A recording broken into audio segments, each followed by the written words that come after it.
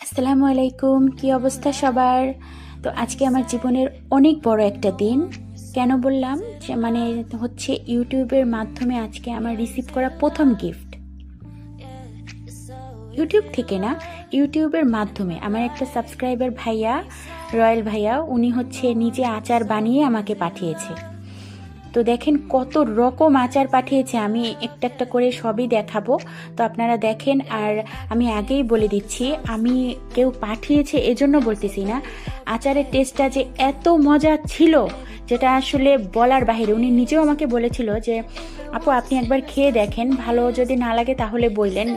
ওনার নিজের প্রতি নিজের এত কনফিডেন্ট, আর হচ্ছে এত মজার ছিল আচারের টেস্টটা। তো সাথে উনি আবার খেজুরও পাঠিয়েছিল আমার জন্য, আবার নিজের বানানো ঘি পাঠিয়েছিল। এখানে 4 ধরনের আচার ছিল, তারপরে পাটালি গুড় ছিল, আর ওই যে ছোট প্যাকেটটায় যে দেখা গেছে ওটা ছিল কাঁঠালের আচার। তো এই জিনিসটা আমি লাইফে ফার্স্ট টাইম ট্রাই করলাম। এই যে প্রথমেই হচ্ছে বড়াইয়ের আচার, আমি প্রথমেই বড়াইয়ের আচারের এটা খুললাম। তো আমি এখন একটু টেস্ট করে দেখতেছি। তো আগেই তো বলে দিয়েছি এত মজার ছিল যেটা আসলে বলার বাহিরে, যে এত মজার আচার। সত্যি সত্যি এর মধ্যে 2টা আচার আমি ফার্স্ট টাইম এত মজার আচার আমি খেলাম। তো বড়ইয়ের আচারটা তো খুবই টেস্টি ছিল।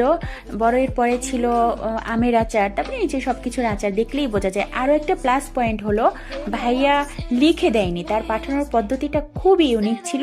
সে প্রতিটা আচারের বয়ামের উপরে তাই সেই জিনিসটা এঁকে দিয়েছে, যার আচার সেটা। যেমন আগেটা ছিল বড়ইয়ের আচার, এটা হচ্ছে আমের আচার, এর উপরে আম আঁকা, আর পাশেরটা বড়ই আঁকা ছিল।